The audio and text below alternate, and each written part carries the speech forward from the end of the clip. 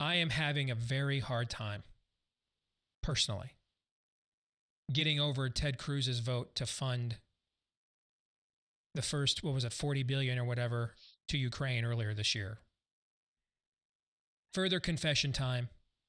If it weren't for how much I absolutely adore his father, I think I would have gone ape publicly about it and directly at him by now. Third confession, at the time he made the vote, I reached out to him personally to ask him to come on and explain it. I got no response, and I haven't tried to reach out to him on anything ever since. And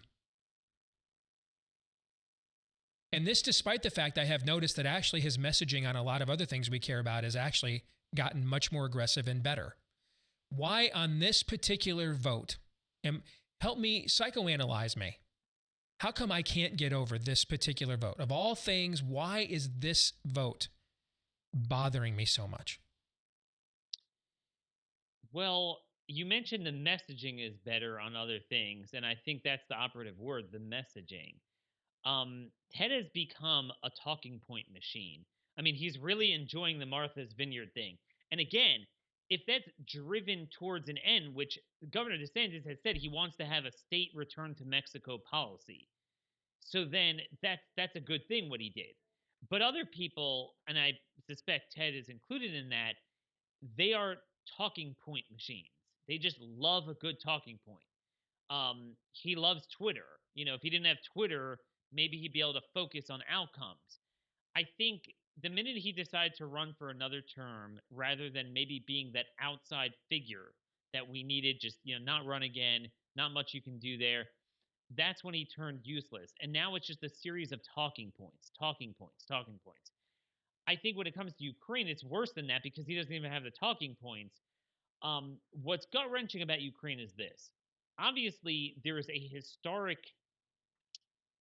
dislike of Russia among conservatives dating back to the legacy anti-communism days. So, it's understanding how you can get maybe punked and sucked into that. Okay, kind of looks like Russia's attacking Eastern Europe, conjures up images of Pope John Paul and Margaret Thatcher and Ronald Reagan, that whole era.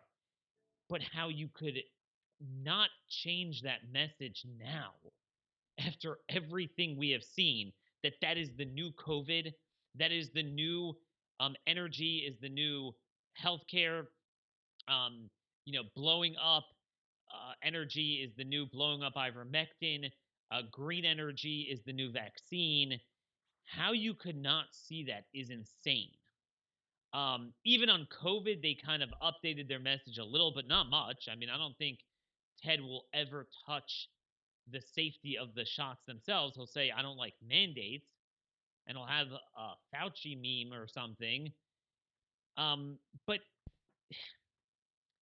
Steve, Ted exemplifies the broader problem I think we have with the conservative movement. Ted is the conservative movement. He's not the Mitch McConnell, okay? He's not the party poobahs. Mm-hmm. But it's all about talking points. It's almost like just a bunch of thumbsuckers. We could be dying, drowning, and they're just like enjoying doing laps in the pool.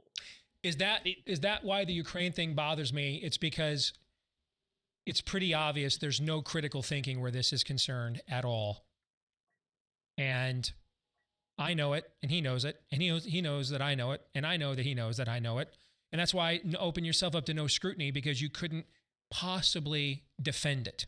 And it's just falling for the canard, the banana in the tailpipe of the day's talking points. Is that it? In other words, it's stupid and it's vapid and it's shallow and it's beneath the dignity of his intellectual capability. Is that why it bothers me so much, do you think?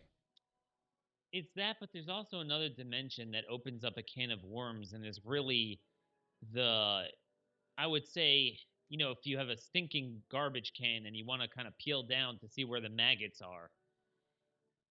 And you're just the man for that job. A generation or two ago, that would have been the legacy left-wing ideologically driven institutions. Mm-hmm. Now, do you know where it is, Steve? Military, national security, I know. intel. That's where the transhumanism comes from. That's where I believe the COVID fascism came from. I agree. I told the audience earlier in the show, at the very least, Ukraine. At the very least, our scientists allowed themselves to be co-opted by the Chi-Coms in the development of a bioweapon. That's the least they did, that they unintentionally created a bioweapon. That's the least of what they did here, right? And I think, yeah. All right. It's the military-industrial complex, and I think people like that cannot get off of that, and they cannot understand that entire apparatus that you worshipped 2 generations ago has been captured, and it's now a gun turned on you, right? And you have to act accordingly. 30 seconds. Who sabotaged Nord Stream? The CIA said 2 weeks ago, I think, to Germany, you ought to watch out. That pipeline it was nice while it lasted. Nice pipeline you got there. Yeah. Putin is not cutting off. He might temporarily suspended his leverage. He's not going to permanently, and this is permanent, destroy his entire meal ticket. It just there's no world doesn't make sense. So process of elimination. Good to see you, brother. Thank you.